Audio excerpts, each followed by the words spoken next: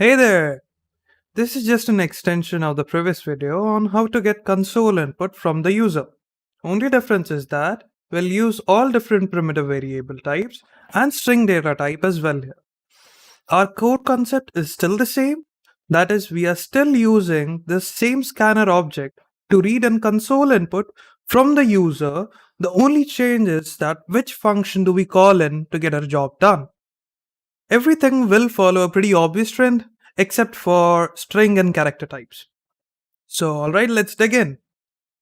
As you can see out here in this one, we have declared one variable of every single primitive type, and we have gone for string as well.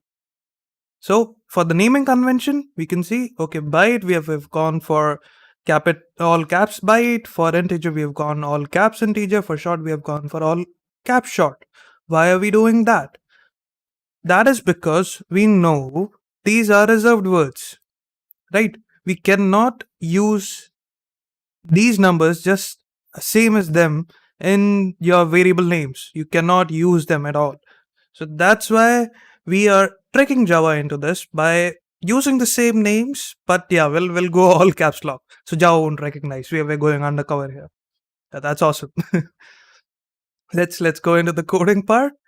This is pretty standard. Yeah, we are going for a prompt to the user. Okay, enter something. Then we are processing it, and then we are giving some output. The output is basically we are just pasting out whatever the input user just gave us in. And yeah, the procedure for that is we using a scanner object that is input, and we just straight up go in for the next byte or whatever the function that is according to the variable. So let's look into these functions. Right? So for byte, as it's obvious, we are going for byte equals input.nextByte, and that's awesome. For short, we are going next short. For int, we are going next int. For long, we are going next long. For float, we are going next float. Oh, all right.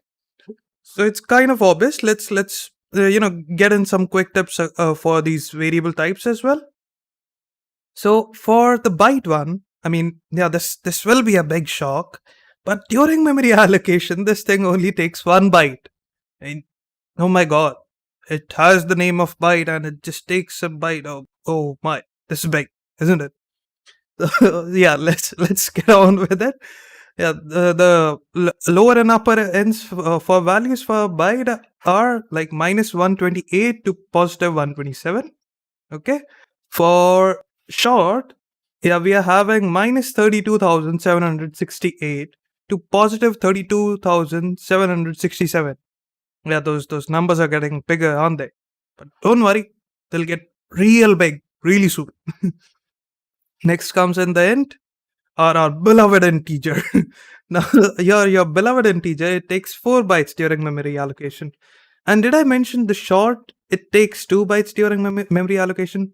So short takes 2 bytes, int takes 4 bytes. Byte amazingly takes only 1 byte. Yeah, but the numbers are kicking in for int now. And the lower bound is, it's 2,147,483,648. 2, it's going in positive now. 2,147,483,647. Phew. Like I did tell you these numbers were gonna get like really big really soon. And then comes long. Yeah, it takes 8 bytes during memory allocation, but I won't even try to like read out this number. I'll just put it in the description and you can just go through it. Yeah, I'm not trying to read that number out loud. So go ahead, take a look for it. It's in the description. I'll link it down. Yeah, then comes our float and double type. Yeah, this is something a little new.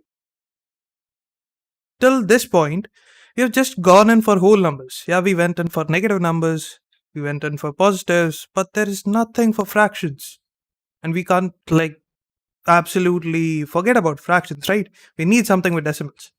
So for decimals, we have float and double type. Okay. So yeah, important thing out here that is coming your way is that double is the more precise one between these two. So whenever you need to do a big precise calculation, really big, go for double. There's one more thing as well. If you're given a decimal base number to Java and you do not say anything specifically, then Java will be like, okay, you've given me a decimal number. This thing is for sure a double type. Yeah. Because you did not mention this is a float type.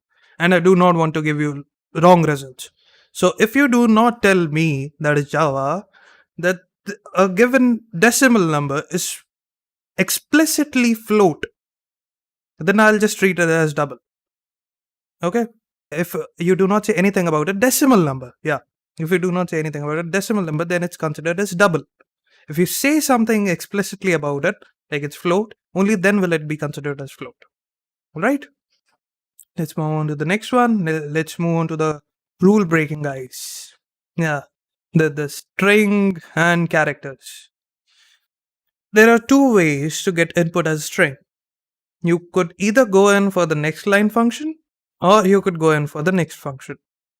Now, how do these two works? There's only a slight difference between these two, but let's get them out in the open first. Then we'll look into the output as well, so that it's even more clear. Your next line will basically start, reading from your current cursor position in like where you're going through the console, and it will keep on reading until it encounters an end of line. Yeah, but your next isn't that way. Your next, it's a simple guy. It says, yeah, I'll read only till I reach a specific delimiter, and for him by default the delimiter is white space. You could change it, but yeah, we are not discussing how to change it right now. So we'll just make use of the default delimiter, that is white space. So your next function is basically, it'll just read something till he encounters a white space. Lastly comes your char.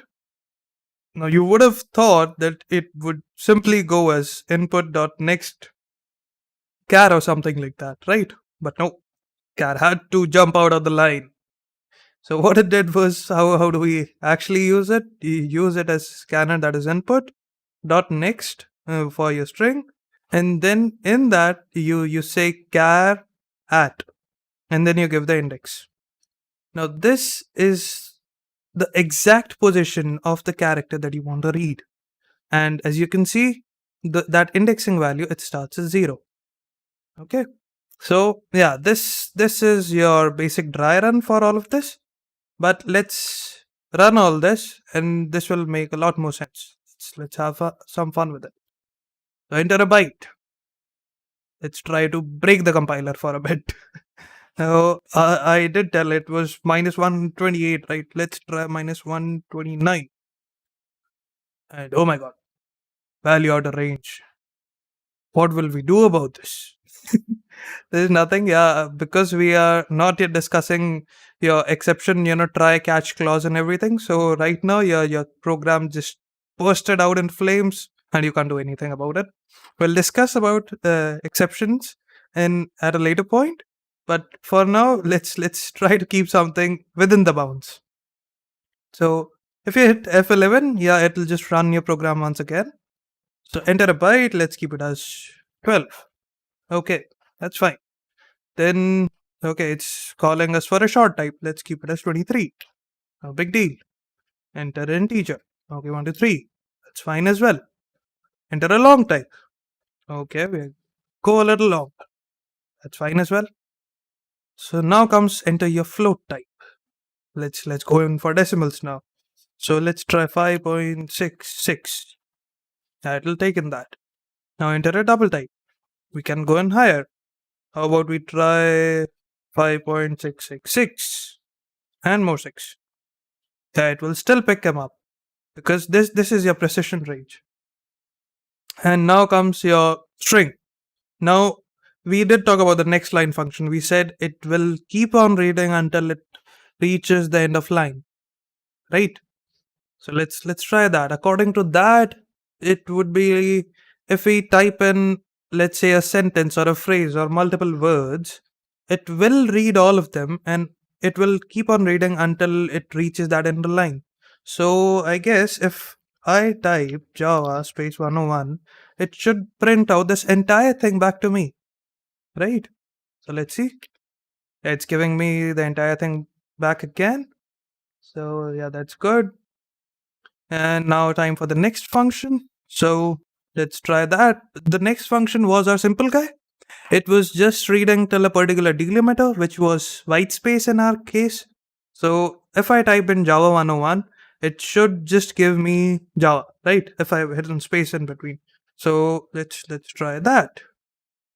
I will get the cursor out here. Java space 101, and the output is Java. Yeah. So it's going as per what we thought. And now the last thing is our character thing. And we did discuss, like, for this we have to give your exact specific location as to where to look for that character. And if you still remember, we went for char at 0. That is the first character of whatever word or whatever string we give in. So yeah, let's try that. If I put in Java, it should give me a J. And it's giving me a J. So yeah, gents, that's basically it. We were going in to get out input from the user and use it everywhere. And yeah, that's what we did. But before we end this, there is one tricky thing still left.